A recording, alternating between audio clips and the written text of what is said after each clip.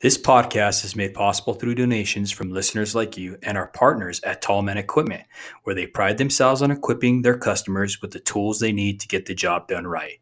They are dedicated to set the standard for quality, convenience, and reliability. At Tall Man, your opinion is important to them. Rate and review any product or tool you've used on their new website at tallmanequipment.com. Line 11 Clothing Company, making apparel for our first responders with a positive message to patriots that you can be proud of. A proceed of the cost goes to helping our foundation ignite the fire for father engagement. Give them a follow at Line 11 Clothing on Instagram. And last but not least, Monzingo Knives. Each knife is created with craftsmanship that only a tradesman could provide. Find them on Instagram at Monzingo Knives and get your American-made Monzingo knife today. I also would like to thank Southeast Lineman Training Center. It is a premier school for line worker training. SLTC produces an elite group of highly trained and certified graduates equipped with the knowledge, discipline, and ability to have successful careers in the electrical utility and communications industries. Learn more at lineworker.com.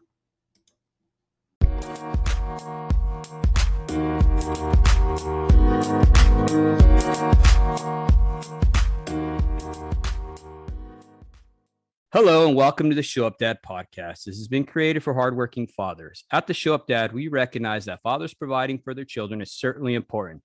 But when men truly understand their unique role and gain the knowledge and skills to be great fathers, they can transform and impact future generations. Today, our special guest is Curt Storring. He is a father to 3 boys, a husband of 10 years, and an entrepreneur. He's the founder of Dad.Work, a community, podcast, and movement helping dads become better men, partners, and fathers with men's work, mindfulness, and relationships with other men. Welcome to the show, brother. Yeah, thank you so much for having me. I am pumped to be here. Absolutely. Well, let's start off, Curt, by you telling us a little bit about your childhood as you remember it, if you don't mind, brother. Of course. Yeah, my parents divorced when I was 3 years old. And that just really colored my entire story growing up, to be honest. And I thought that, I didn't really bother me. I just thought this is how things are. And, sure enough, doing a lot of the deep work that I've done to sort of heal myself over the years, it's like, man, that really, really impacted me.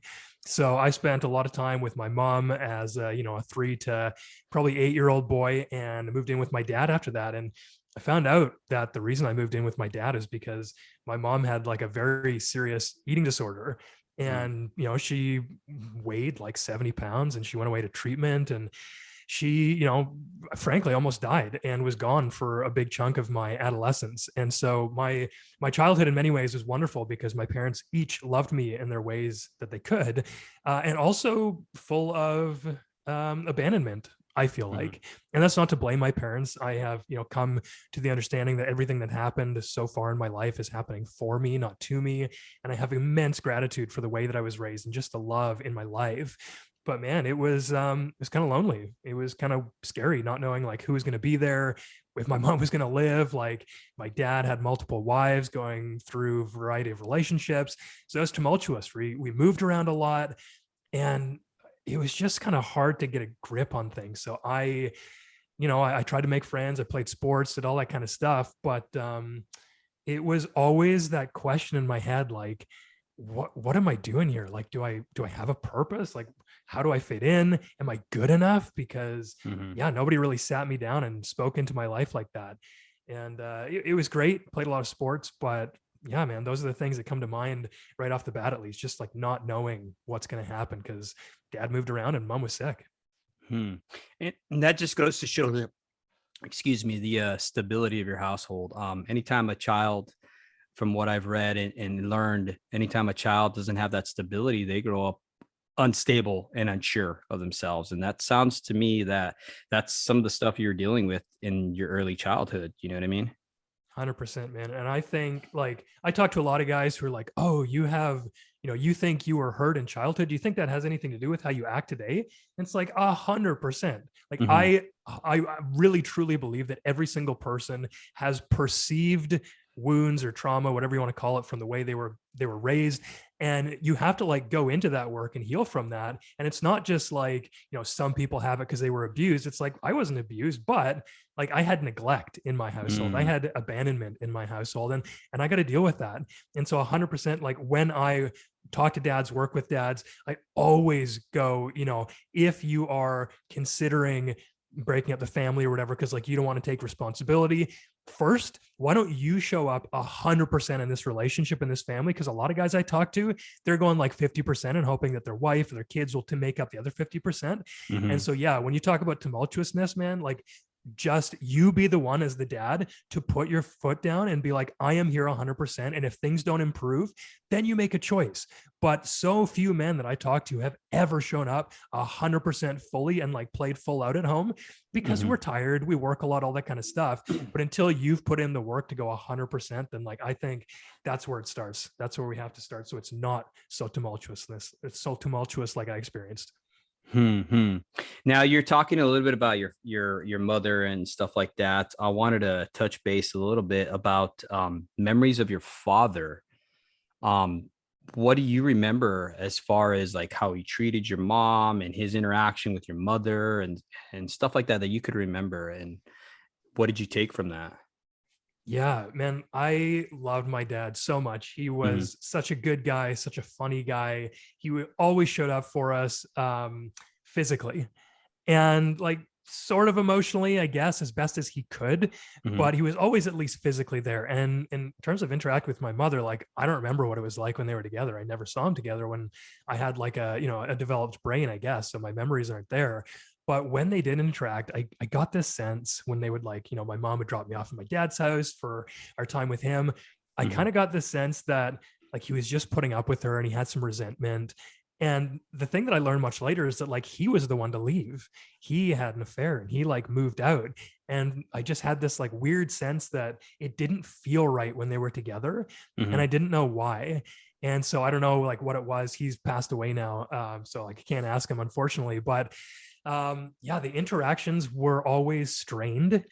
And one of the things that I picked up on that being married for so long now is that only recently have I learned how Hmm. to treat a woman and how to like really openly love my wife, because I never got that from him. Even with my stepmother, like I've had multiple stepmothers because he was married so many times. It was very sort of closed off and very insular for himself. And that's, I don't know what that affected or how that affected me, but the Hmm. memories for sure were so important when we were doing things together.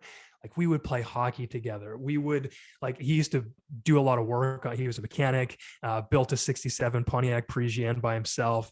He used to do like work on the basements in our houses. He built a lot of stuff. And anytime I got to spend with him doing that, like that was the best. And that's one of the things I'm taking with my kids. Like I just want to do stuff with them, right? Because that's when like that's when you get the sense that my dad's there for me. And so, like, as I got into my teenage years, I kind of lost that with him. But for sure, as a kid, man, I just knew he was there. And I think that did a lot of good for me, especially with like, having divorced parents, not knowing what was going to happen. It was nice to just have him around. Hmm. It's interesting that you said that like you didn't know how to treat a woman until you got older, you know. Did that affect like relationships and stuff like that later on, like in dating and stuff like that? I always find that interesting, you know. Oh, for sure, man. What I have come to believe is that Hmm. every relationship that I have entered into has been to fill a hole that wasn't a woman's to fill. And for me, there's this book that I just finished reading, Hmm. and it's called Wild at Heart by John Eldridge. Yes. Fantastic book, like just amazing book. And what he talks about is like a lot of guys will look for purpose or Hmm. meaning or the answer to the question, am I enough? In a woman. And what I was doing is I was looking for that. And so I would push and I would be hard and I would be completely emotionally unavailable. And, I would be looking for someone to take the role of like basically a mother or a father from my childhood, to be bigger than me, to be stronger than me, to like even love me when I was being a real jerk. And that pushed every single person away. And so when it came to meeting my wife, we each had a little, what I like to call our inner child, where they were meeting each other and they sort of bonded, but it wasn't this like really it wasn't this mindful connection. And so we had to learn over the last 10 years of marriage what that looked like. And that took me doing the hard work to realize and face why I was so miserable. Because, man, I was angry, I was yelling, I was belittling, I was shaming my wife and my kids for the first few years of fatherhood. And I had to face the fact that that was unacceptable and then realize why. And that's a very scary question. And I know this is not maybe the direction of the question, but what's coming to mind right now is facing your demons like this is so important. And a lot of guys are unwilling to go there because they think, well, emotions aren't manly. I was told boys don't cry, all this kind of stuff. Well, I was sitting with someone, with a coach, and I was like, man, I don't want to feel this. Like I'm judging myself for having the feelings that are coming up. And she said, is it really hard to sit with these feelings and like just say that they exist? I was like, yeah, it's so hard.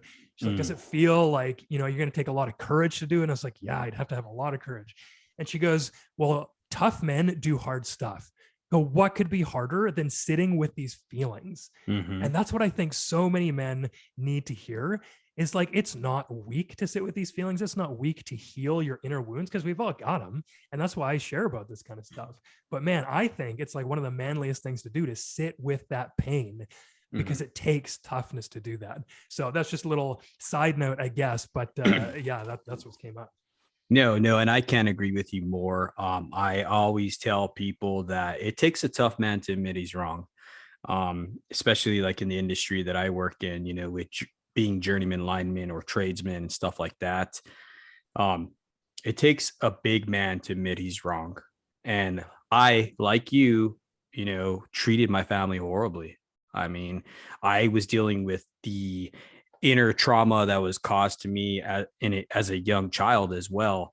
One of the things that I wanted to add to what you said is, I think sometimes not only are we conditioned as men to not cry or not to share our emotions, I think a lot of times, especially for me, it's the pain that's associated. Sometimes the pain is so great you don't want to face it. And for me, pain made anger. I don't like feeling pain. I don't like being afraid. I was taught at a young age, you don't be afraid. If someone steals your bike, you punch him right in the nose. You know what I mean? I grew up, that's the way I grew up. You know what I mean? Someone stole your lunch money, guess what? You punched them in the nose. And I'm not saying that's right or wrong, but that's the way I grew up. So anytime I felt or came up to a hurdle where I was afraid, where I felt pain, I confronted it with violence, with anger. And I think a lot of men do that. You know what I mean? Yeah, no, I definitely did. And that's a funny thing, is we're told not to feel. And so when we do feel, it's like, oh, there's shame now. Like, I shouldn't be feeling this. And I just got to say, anyone who's listening, like, you are a human being. If you're a human being, which, check, have a look, feel yourself. Yeah, you're human. You got feelings, man. Like there's no ifs, ands, or buts. And you might be really good at repressing them. But like what you said, if you're afraid, it's not don't be afraid. It's show courage in the face of fear. And that's what it means to be a man. It's not feeling like you're not a rock. You can be a rock to other people in a very, stormy time. That's fine. But you yourself are human and you feel. And so, yeah, when you are feeling these things and when you're feeling the pain, first, you have to be able to like feel that without having a snap, like you and I seem to both have had problems with. And so like I found tools to stay calm in the moment, whether that was like breathing or like meditating or something like that. That stuff worked. And then I had to go really deep and I had to ask myself, why am I doing this? And I got to the answer. And then it was hard and it sucked. But when I developed a resiliency to sit with pain, like you said, it sucks. But the more you can do it, the better you'll be able to heal and the better you'll be able to show up as a man and a husband and a father. And so, yeah, like it hurts. And I Mhm. 100% empathize because I have felt that and I've gone through that. And the message that I like to share is just one of hope. Because like I went so far in my journey as to feel as though my kids would be Mhm. better off without me. And I knew the stats. I knew how bad it was for a child to grow up in a fatherless home. And I still believed in my heart that I was worse for them showing up the way I was showing up. And so, like, if that's what I believed, and you know, my answer to that wasn't running away. I couldn't live with myself. My answer to that was, you know, I hate to say it, but my answer to that was maybe death. And I have recovered from that. Like I have got to the other side through the very painful things. And so when I share that, I just want other guys to know that whatever you're going through, man, like it is possible to come out the other side and fix this and figure this out. So I just want to, yeah, keep reiterating that message of hope. No, and it definitely is a message that fathers need to hear today, because I don't know how many countless fathers I've talked to where they all say the same thing, which is, man, yeah, I'd be better if I just leave. I know I thought that, several times. I wanted to ask you, what do you think the state of fatherhood is today? Like, do you think it's getting worse or better, or what do you think? And that I will leave other people to find the statistics and that kind of stuff. But just from a sense, just from Hmm. working with dads, it's twofold. So on the Hmm. one hand, you have guys who are listening to your show. You've got guys who are joining my communities. You've got guys like are in my men's group, my weekly local men's groups, and they are doing the work to do exactly what we've been talking about, to heal, to grow, to do what it takes to actually show up in a way that not only will make their families' lives better, but will that make their lives better. And I'm seeing more and more of that. So like on the one hand, I'm very optimistic, and I'm a generally optimistic person. But on the other hand, like you can't deny that the culture we live in is getting people more and more addicted to their phones, more and more addicted to fear and news cycles, Mm. and more and more distracted from being a dad. And a lot of guys I talk to are like, oh, how do I find the balance? How do I do this? How do I do that? And it's like, look, the balance wouldn't be so hard if you focused on one thing at a time. And what I mean by that is the distractions I just mentioned, news, social media, phone, whatever it is, when we're on our phones, for example, and this is something I've dealt with recently, we're Mhm. clearly not paying full attention to our kids. And so if we sit on our phone for an hour or two after work, we're just sort of scrolling, our kid wants our attention, and we're kind of like, yeah, I'm watching, but you're not watching. You know, you might be spending an hour with your kid, but giving them 25% of your attention. Well, what if we as fathers just gave them like 100% attention for 10 minutes? Like, first of all, 10 minutes is way easier on our schedule, and it's actually what our kids need. And so, like, yeah, this is the other part of it, man, is that it's so hard to escape this vortex of the culture and to like just put the phone down and breathe and like reconnect with the real world. Cause like Facebook's not the real world, man. All this stuff on the phone, it's not the real world. Your kids in front of you are the real world. And so Mhm. that's sort of the worry that I have, is that as we get more and more polarized, as we get more and more addicted to this kind of stuff, we're just going to stop showing up. And then where do our kids go? Well, they go right into the online universe, just like we are. And then, we kind of lose touch with them. And that is tragic. Mhm. So part of this for me lately has just been like, I've reduced my phone time by half over the last couple of months, which has gone a really long way. And I'm just hoping that with guys like you and guys like me, that we can get the word out in time to really change fatherhood, Mhm. to get guys to step up. Because like my sort of mission here is, I see a lot wrong in the world. I see victim culture. I see wokeness. I see like disconnect from our natural environment. I see like all this kind of stuff going wrong, divisiveness. And I think if we healed enough fathers, we could heal all that stuff in the world. And the reason that I think that is because when you heal a father, he doesn't pass on to his kids the wounds and the traumas and the pains that he feels. He becomes a chain breaker, a Mm. generational trauma chain breaker. And if those kids grow up with secure attachment, a loving father, a father who's there, then they're not going to pass on the things that we had to their kids. So 1 or 2 generations from now, we've got communities being built by kids and grandkids of fathers who stopped the cycle and stopped the pain at the source. And I think, 20, 40 years from now, the communities, if the majority of communities were made up by kids and grandkids of men like us who have done the work, I think the world's a much, much better place. So that's where I want the state of fatherhood to go. And I'm just, doing what I can, working what I can work to get it there. And Curt, I couldn't agree with you more. That's one of the reasons why I asked you to come on this podcast, is because we're so like-minded in that sense. A lot of times I have a lot of big time CEOs and of companies and major utilities and stuff like that ask me, Dave, how do we change the culture? Our safety culture, all this different stuff, right?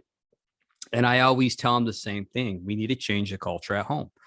They have the tendency of want to throw money at everything, right? Let's throw money, let's throw more safety, more covering, more all this stuff, right? Now, that doesn't do anything. We have more accidents in the past 20 years than we've ever had before, okay, in the electrical industry, okay? So I look at it like let's go back to the home, and I liken it, and just bear with me, okay? I liken this whole thing, and the way I tie it back is, okay, what is being taught at the home? When you're teaching your kid, it's okay to take shortcuts. When you are modeling that to your children, that it's okay not to put in the work, that it's okay to cheat, that it's okay not to show up and give 8 hours of work. What do you think is going to happen when they start mimicking that in their life, and then they start showing that to their children? And then all of a sudden we're in a society where we're at today. Where we got today didn't just happen yesterday. It's slow burn over time, slow compromises over time. And like you said, when we start getting together as fathers and showing the correct ways and not compromising on our morals and our beliefs, on our standards, not tomorrow, but the future generations will eventually change again. It's going to take time. We didn't get here last night. And it's the same thing. I mean, let's look at it. Let's even dissect it even further. I talk to a lot of fathers who have gotten divorced, right? And they're like, I don't know. It just thought she hit me out of the blue. She wants a divorce, yada, yada. And it's like, dude, it didn't happen overnight. Exactly. It did not happen overnight. You just missed the warning signals. It's crazy. I think, and just to tie that into marriage, I think a lot of time we settle for closeness instead of intimacy. We settle for that safe and comfortable rather than living in an adventure of discovery and honesty. You know what I mean? The problem with the intimacy is that it almost always creates this short-term instability, right? It's contrary to many people's understanding. And it's not just about sex. People think that intimacy is about sex. It's not. When I think about the word intimacy, even with our children's intimacy, I look at it in the acronym INTO-ME-C. Yes. You're being completely transparent. And when we're being completely transparent with our spouse, when we're being completely transparent with our children, they're able to see you as a human being and see that, hey, you make mistakes. And guess what? It's okay to make mistakes, but own up to them. I think that's what's being lost today. Yeah. What do you think?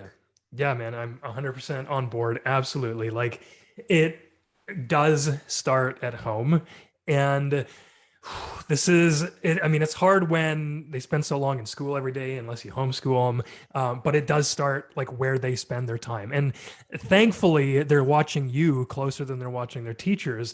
And that's also a curse in some ways, because if you are not showing up mindfully, intentionally, then what are they picking up from you? Like, my youngest is so much different than my two older ones because we were in a different place. Like, the first two older ones, we were still struggling, and they picked up some bad habits that we're still dealing with today.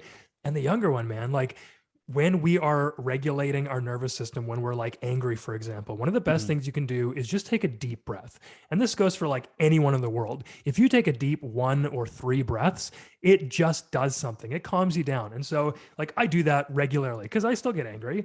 So I'll take a breath And my 1-year-old, like I now see him, he'll go, and he'll have this big breath. I'm like, man, they watch. And the same thing on the other end. Like if you mess up and say a word you shouldn't say at home, and and then your kid's repeating, and it's like, oh man, if you can't see that they are watching you every step of the way, then yeah, you're missing the signs, man.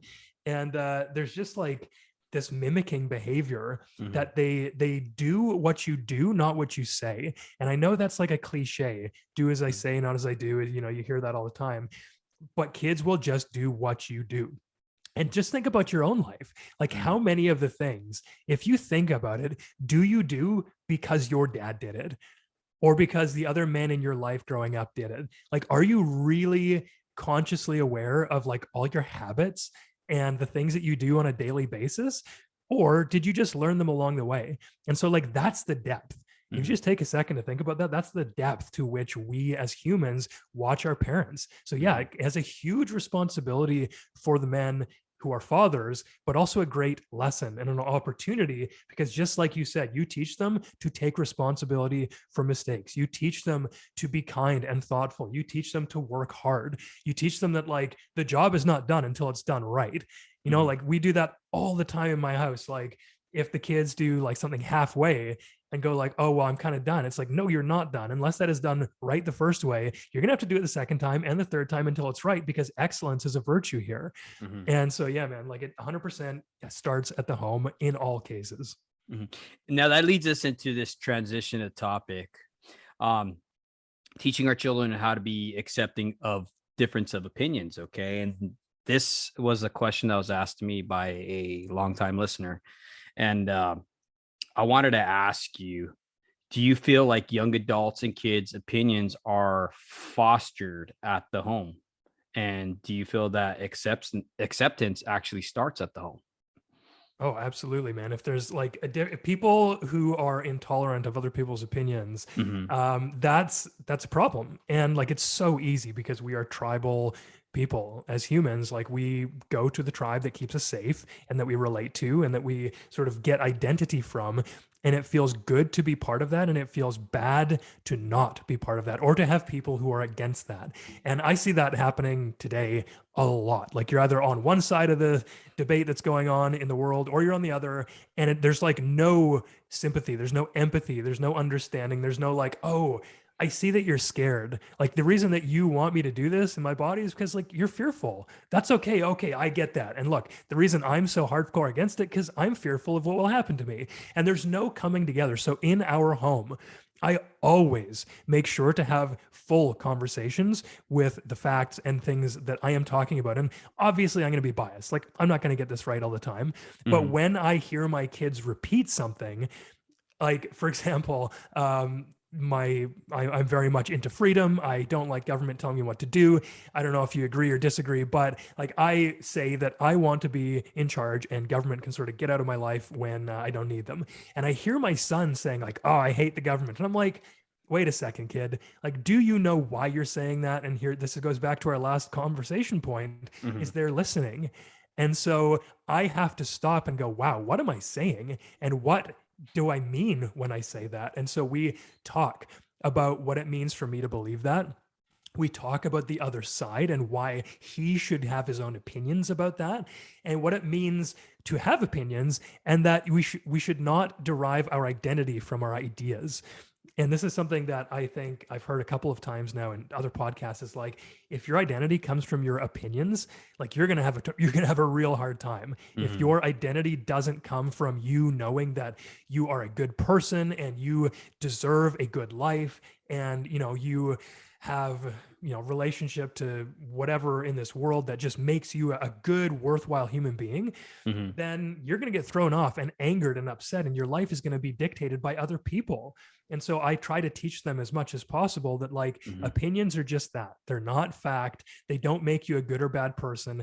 And so, yeah, of course we have to accept my opinions, because especially if I'm informed on them, I feel that way based on my history. And the same with you kids, you feel this way, and someone might disagree.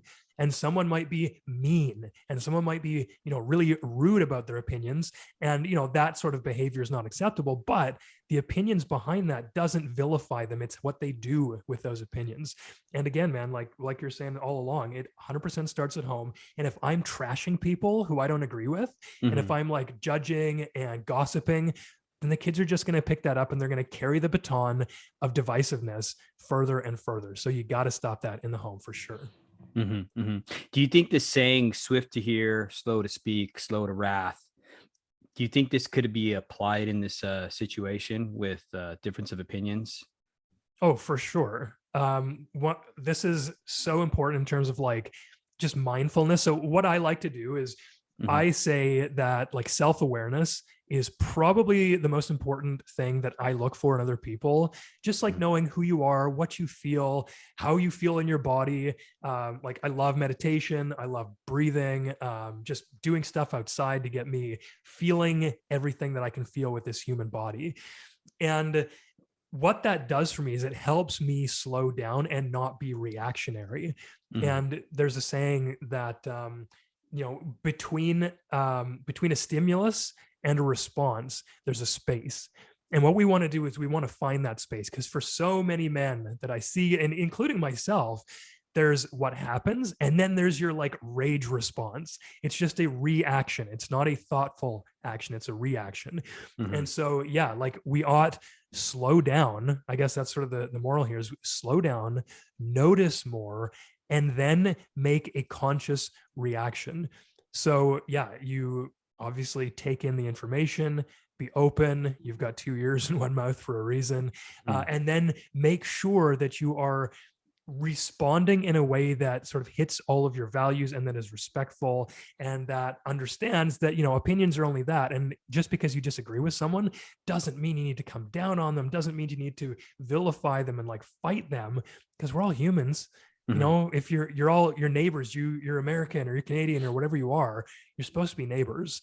And so, yeah, if you just like increase your listening quotient and decrease your reactionary response, I think that serves pretty much everyone.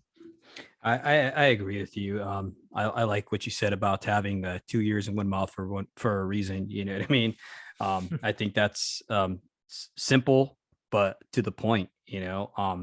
One of the things that I've learned to teach my children at our home is that they need to know their identity, and as part of us being fathers, our job is to help them to find that identity. If they don't know who they are, like you said, then they're going to go with whoever has the greatest idea. And you hit the nail right on the head when you talked about the grouping. I call it pack mentality, where someone will go with whatever someone's saying, because why? They're drawn to that pack. You know what I mean? They don't want to be ousted or called out. And I think that's just human nature to do that. I try to teach my children to stand out. Don't go with the norm. You know what I mean? Question everything. You know what I mean?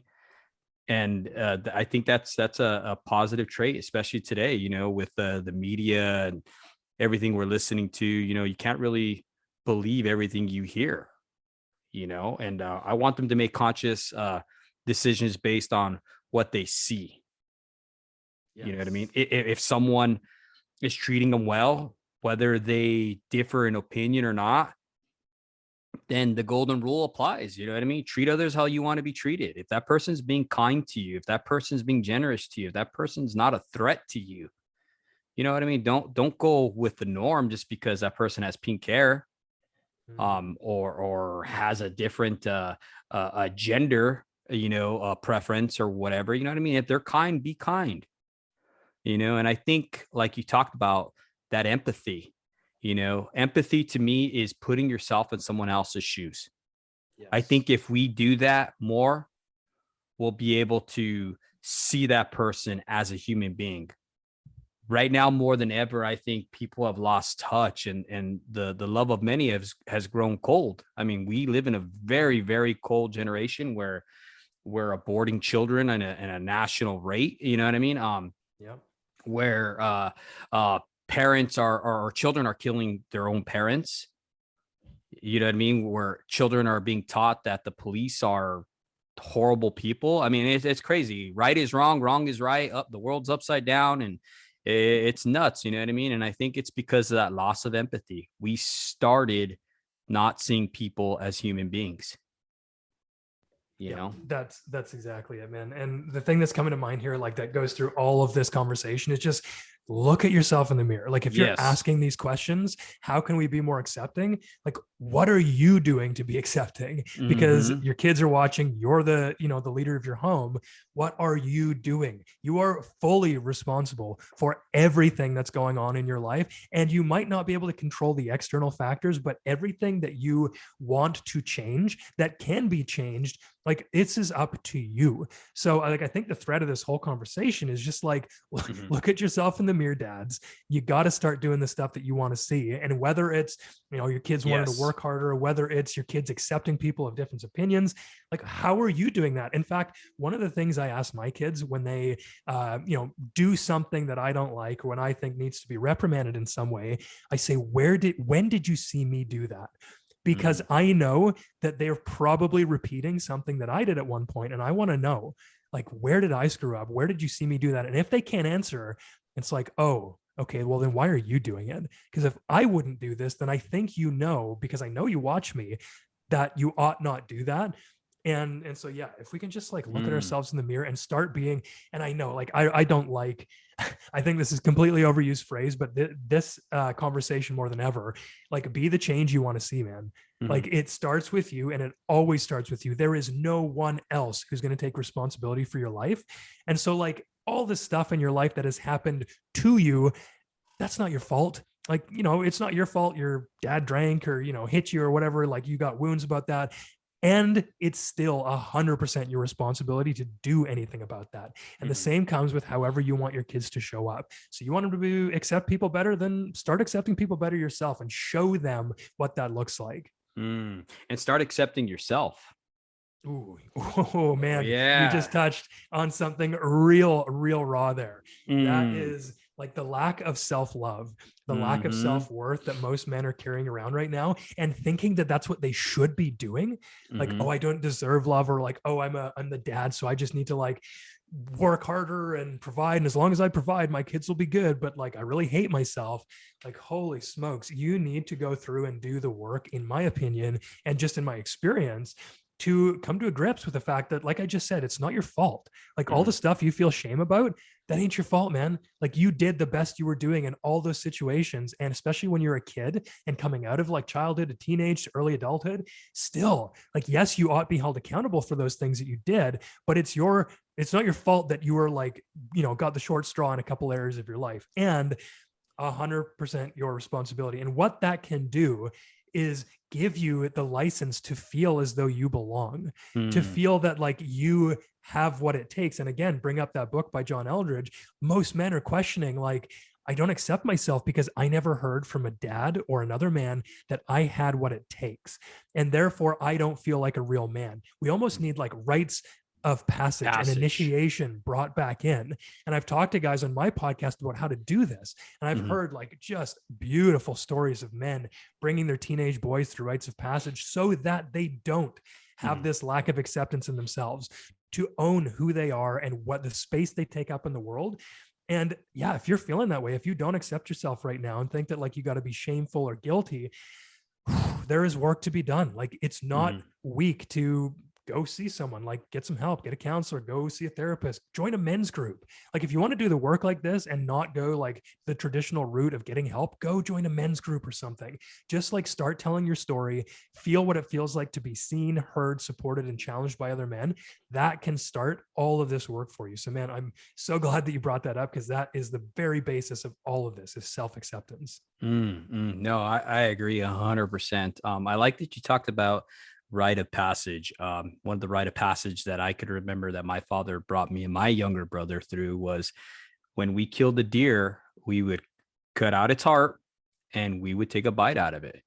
And then he'd rub the blood on our face, you know what I mean? Just kind of like messing around with us, you know what I mean? But that was our rite of passage. To us, that was, man, we're men, man. We just were able to provide, you know what I mean? And I thought that was really cool. You know, I mean, there's certain things that he did, you know, whether it be following a big tree or catching a fish and being able to gut it. You know what I mean? These were little things that we learned as boys. You know what I mean? Growing up, pretty rambunctious. But as I think about it now, those were all rites of passage. You know. Give you the confidence, and it gives you Hmm. the knowledge that like you had a spot in the world because you could do stuff. And that's one of the things that I am seeing missing so much. Like my kids right now are so obsessed with like Hmm. hunting and fishing and wanting to learn this and wanting to learn that. And I'm going like, okay, I was never taught a lot of these things. Like I got some basic camping skills, but man, like I don't know if I could survive for very long because Hmm. I just never been taught. And so this year in 2022, like I'm going hard with all this kind of stuff. Like I'm going to learn how to hunt. I'm going to learn how to fish. I'm going to learn how to do all this kind of outdoor stuff because my kids are so obsessed. And I've got this window now to teach them how to have skills. And I Hmm. talked about this on, I think it was Instagram or my podcast recently. It was like, we got to be teaching tools and skills, not comfort. Because if Hmm. you have tools to deal with stuff, you'll always be prepared. It's like teaching a man to fish rather than giving him a fish. And if you have skills, then like, the world could go any way that you could possibly conceive and you would be okay. And even if we lived in the most peaceful, harmonious world with like years of golden year age, like a ton of golden age ahead of us, Hmm. still knowing that you have skills allows a boy and a man to feel like, yeah, I got what it takes. I can survive no matter what. Like I am confident in myself. I know what it feels like to be able to perform and provide. And there's something about that sense, Hmm. even if you never have to use it to like survive in the woods or whatever. There's something about that sense that, you got talking about your own initiation. That's just like, yeah, I got this. I can do this. And now I can provide. I'm a man. So just personally speaking, that's where I'm going to be diving in a lot, especially with my 9-year-old as he gets into, 9, 10, 11, 12. He's going to need all that stuff. He's going to be needed challenged and like find his own place in the world. And I Hmm. think all that kind of outdoor providing, that's like a fantastic gateway. So I'm going all in on the next year doing that stuff. Yeah, that's gonna be so cool. I'm excited for you and your son. Yeah. I think that's something that every father needs to pass to his son, you know, and I know you're gonna have an awesome time. You touched a little bit about how acceptance, right? Now, do you feel that like young adults and children that that's one of the things that they're susceptible today is not really having that acceptance of themselves? Do you think that's one of the major issues that they're facing today? Yes, 100%. And I Mhm. thought about this. If we instill this like sense of self-acceptance in our kids Mhm. by loving them unconditionally, not shaming them, Mhm. and just showing up with like a secure attachment. And there's a guy called Dr. Dan Siegel who has a book called The Power of Showing Up. He talks about what it takes to get this secure attachment, which is like one of the best things we can do for our kids. Mhm. If the kid doesn't have that and from the start believes that he is not good enough, that his dad, like, something must be wrong with the kid for his dad not to be fully present in his life. That's what we think when we're kids. Mhm. Like we're so self-centered because, the brain hasn't developed that a child thinks, well, something must be wrong with me. Anything bad that happens to them, they'll typically blame themselves. And Yes. so if we screw up, and if you do screw up, well, guess what? You can repair. It's able to be done. Apologize, repair, whatever you need to do. It's okay. You don't have to feel guilty. But if that's the lesson in the story our kids get, then like it's no wonder that they seek acceptance elsewhere in a group like we were just talking about, in video games, like somewhere outside of the real world, in Mhm. gangs, potentially in Yep. bad neighborhoods. Like if the kids don't have that, yeah, of course, yeah, they're susceptible to feeling like they don't have any worth because of the way that we treat them. And we can't control their emotions. We can't control what else happens to them. But at the very least, we can show up and love them to death. Like we can just show up and let them see that we get them, and not just like, hey, how was your day? Ask better questions. Like Mhm. make sure that they know that not only do you see them physically, but you see into their souls, you see their hearts, you open your heart to them. And otherwise, like you just said, man, it's so easy in this day and age to become susceptible to that lack of self acceptance. And I think they're susceptible to a lot today, just because we don't spend as much time together. Like the kid's not working in the field with the parents anymore. Their dad's away, mom's usually away, kids are at school. And then like, we're so tired, it's hard to connect. And so you have to like make the time. You have to force yourself to go above and beyond. And like, yes, this is hard. There's more pain involved, perhaps. And the reward of not having your kid feel lack of self-acceptance is enormous. Like, how gutting is it to imagine your son or your daughter walking around with that like emptiness that you might feel yourself when you don't feel like you're worth anything? Like that is a motivator to me. Like I'm doing all this. I started my entire journey because I didn't want to screw up my kids, and I was doing a terrible, terrible job.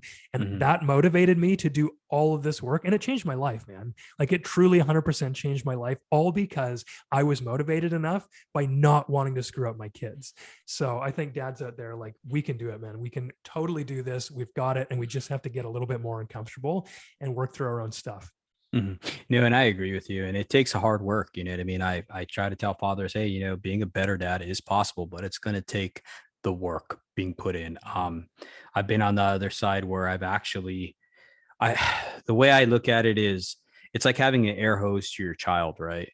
And for my daughter, who's my teenage daughter, every time I would crush her with my words by being overcritical with her or whatever, you know, it was like I was putting a third stage knot in her air hose and just closing off her air. And I would see her wilt. And like you said, I mean, just seeing that crushed me and forced me to want to be a better father, you know? And it takes work. It does. It takes conscious work. I mean, but there is things that you can do. I mean, one of the things we like to do is a dinner talk table. You know, we get around the table just like I did growing up, and we talk. I mean, whether it be yelling, screaming, whatever, we're having conversations, we're playing games, but we're engaged. We're sitting at that table, no devices, and we're having that engagement that we need as a family. You know what I mean? So good. I wanted to ask you, what is one of the best ways we can teach our children to be individuals without infringing on others' individuality? Oh, yeah. This is like, sorry, go ahead. Do you have anything more? No, I just think it's such a great question. I wanted to ask you, you know, what do you think?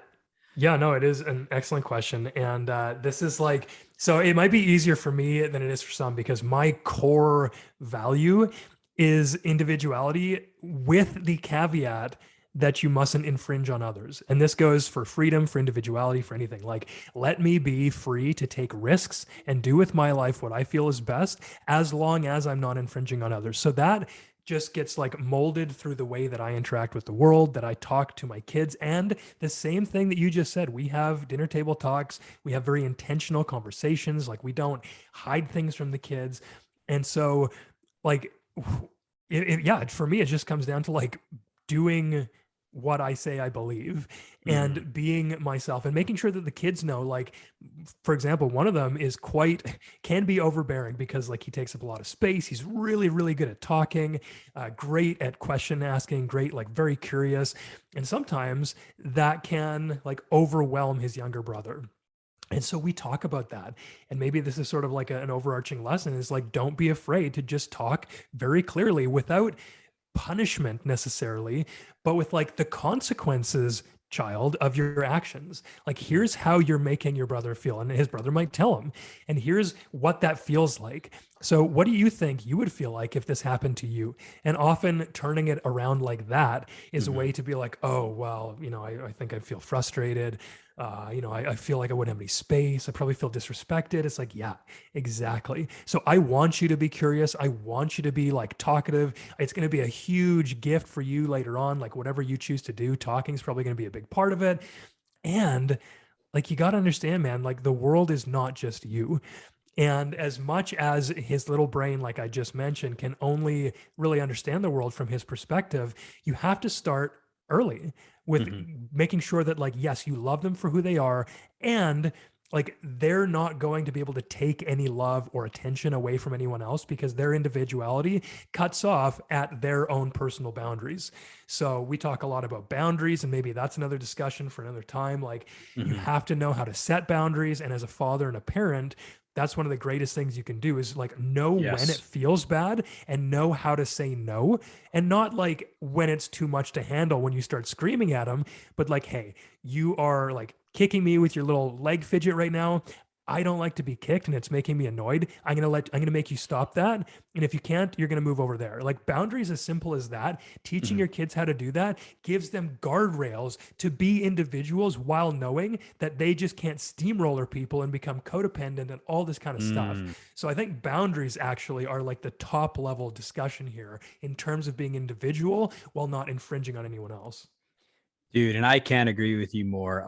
Boundaries are one of the number one things that I'm seeing, especially with a teenage daughter. Um, Being able to have her create healthy boundaries. How many times? I mean, we think of it like, in its simplest form. Okay, don't kick me. Tell them it doesn't feel good. Whatever. You know what I mean? But the way that progresses into teenage and young adult ages for a woman is that they're able to say no. Because a lot of times, no Yes. matter what we say, we could teach our daughters till we're blue in the face, no means no. But there's people out there who believe that no means yes. And sometimes there's guys out there who, and I've heard this from other women, just because they didn't verbalize no, didn't mean that they wanted it. Hmm. You know what I mean? So we Yeah. got to, as fathers, we need to teach our daughters to be able to say no. If something doesn't feel right, sound right, anything right, you need to be able to say no. And if that fool doesn't want to stop, then you throat check him and call daddy. You know Yep. what I mean? I'm Totally. dead serious. You know what I Yeah. mean? Because there's too many predators out there who think it's okay, who think that just because they didn't say no gives them the right. You know what I'm saying? So we Yep. need to teach our daughters and we need to teach our sons, man. Yeah, Seriously. it's the flip side, right? It's Like a you, flip you have side. to teach Yeah. your daughters, and then you got to teach your sons that, of course, like boundaries are real. Because if Yeah. you let your kids walk all over you, if you only wait until the very end to blow up, Mhm. they don't know boundaries. And so when someone says no to them, they're going to be like, well, no, I'll just keep pushing because like I know my dad or my mom doesn't Mhm. say no. It doesn't actually do it. It doesn't actually stop me when they say no. It like it's just a suggestion. So yeah, like you teach your daughter, like you just said, and teach her to defend herself. And unfortunately, that's the reality of the Mhm. modern age. But also, like you got to teach your sons that no means no, and this is a boundary by setting them yourself. Exactly. Um, the last question I have for you, brother, is how would you coach fathers to teach your children critical thinking so you don't offend them to subjugate their own values, I guess. Yeah, this is another thing that we talk about regularly, and I think with all this stuff, man, it's like consistency and it's like Consistency. Mhm. mindful awareness. So if you're just reacting to everything, if you can't stop to just like breathe for 5 minutes, feel into your body, like notice how you're feeling. And a lot of guys are hesitant to meditate, and I got to say, it's changed my life. So like, I'll just throw it out there. If you want to learn more, then learn more. But if you're able to go through and like everything you're doing be very intentional, Mhm. that's probably the best way, is just like continue to have these conversations. And much like anything important in what we're trying to parent our kids, Mhm. if you can continue to have the conversations not once but multiple times as they grow, touch on like different points, different vantage points. So, like maybe when they're young, you say this, maybe when they're older, you say this, but it's this constant conversation. That's sort of the first and underlying step. Mhm. Everything else for me comes down to curiosity and questioning and just being not so trusting. So my basic assumption, I don't know if anyone listening has ever watched X-Files, but Mulder always says trust no one. And I don't go that far, but I do go that far when it comes to like so-called authority. I never use the appeal to authority argument, and that's what I try and teach my kids as well. Just because so and so saying it doesn't mean it's true. So then, okay, how do we find out what's true? Okay, well, here's how we check. Here are the ways that we can maybe verify that this is a more trusted source. They have said things in the past that are, have proven to be accurate. They have not said things in the past that are not true. And so just like basically going through it, not all at once, I'm not sitting them down, giving them like a university lecture, but just like exactly what you said about sitting around at the table with your kids. We talk about this stuff, especially with everything going around today. Like I don't just sit down and complain about what's happening because I don't love it, but like my wife and I will talk about, well, I heard this, I checked into it. The person who I thought was on our side is actually spreading false information, and that's not very good. So here's how I found that out. And it's just like, just question everything, and not to the sense where like you can never trust anyone. That's a very important balance and nuance point, but question everything from a place of curiosity, not like, oh, I bet you're wrong, but like, I wonder if that's right. Like, huh, that's interesting. What does that look like? And just to never lose that. Because I mean, it's one of the first things that we lose from childhood is this curiosity. Like my kids want to know why every single time, right? Like it's a classic dad thing. Why? And like try to teach them never to lose that. Like I actually affirm my kids when they ask questions like that, because again, what we can do as dads is give them the positive feedback loop. So when they ask good questions, I'm like, wow, that was a very thoughtful question. Like that's the kind of curiosity that's going to get you places. So I really make sure to teach them that as well. And yeah, I mean, there's one thing to be demanding of our own values and their values, but at the end of the day, we got to surrender to the fact that we are not our children and they are not us. We do not have to derive value from what they do. And that I think is maybe the piece, just not offending them or feeling offended yourself if your kids don't share your values. Like if you allow them to critical think and you teach them about this, chances are they're going to come to a different conclusion than you have, because they've had different experiences and they're a different person. So you just have to like go into that knowing that, and then continue to have the respectful conversations it takes to have dialogue on this, rather than going to like anger or shaming or whatever. And I like what you said, respect. That's one of the number one things that, especially with you little boys, you know what I mean? When you're having these conversations with little boys, obviously, there's a book out there called Emerson Eggerichs, Love and Respect. Okay. Women's deepest need is love. A man's deepest need is respect. So keep in mind when we're dealing with our sons is to show them that level of respect as well. Don't degrade them. Don't tell them, oh, you're an idiot. Why did you think like that? You know what I mean? Totally. And I think that's super important. Curt, we're running out of time here, brother. I just want to ask you, how can you share with our audience how to get a hold of you? You got some great knowledge and wisdom, brother. And I just want to give you this time to go ahead and tell our audience, if you don't mind. Yeah, thank you, man. And honestly, like big kudos to you for having the show. It's just fantastic that you're thinking about this stuff and going there and inviting these conversations. And I'm trying to do the same. I have a podcast called the Dad.Work podcast, and it's men's work for dads, which is where the name comes from. Our website is dad.work. So instead of like .com, it's just .work. We've got a podcast. We've got a course called Conscious Fatherhood. We're starting men's groups. We're launching a community mastermind for dads in the upcoming months.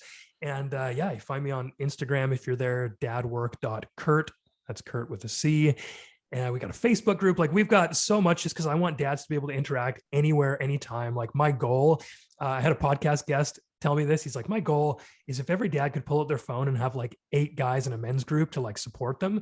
I want that too, but I want it to be like kind of like a gym membership for dads. Just like, okay, you come to us, you join your group, you got like men's group, you got like live calls, you got question and answers, you've got like 100 guys in the community. So that's my overarching goal, and we're building that at dad.work. So if this is sounding good to you, I'd love to meet you and learn more about you. Awesome. That sounds great, Curt. Thank you once again for coming on, bro. I appreciate you. Once I heard about what you're doing, I was like, man, that guy's like-minded. We need to get him on here. So yeah, man. Yeah, I feel the same way with you, man. Thank you for this. Right on. Thank you, Curt. Take care, brother. You too, man.